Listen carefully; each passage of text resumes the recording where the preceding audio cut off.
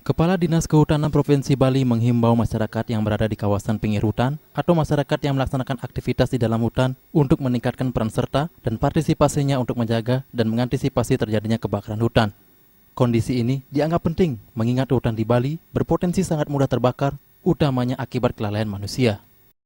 Karena hutan ini berpagar rakyat kan gitu ya, bukan berpagar beton kayak stadion, tentunya tekanan penduduk terhadap hutan untuk Bali sangat tinggi. Oleh karena itu kami mengimbau kepada seluruh masyarakat Bali yang berada berbatasan dengan kawasan hutan dan masyarakat yang beraktivitas di dalam kawasan hutan dalam kegiatan tertentu supaya hati-hati untuk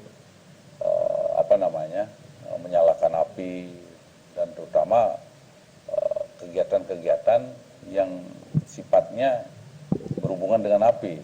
Kendati sudah melakukan sosialisasi, masyarakat secara umum tetap dihimbau berpartisipasi aktif untuk menjaga kawasan hutan serta memberikan informasi kepada petugas dan instansi terkait jika melihat ada potensi kebakaran hutan.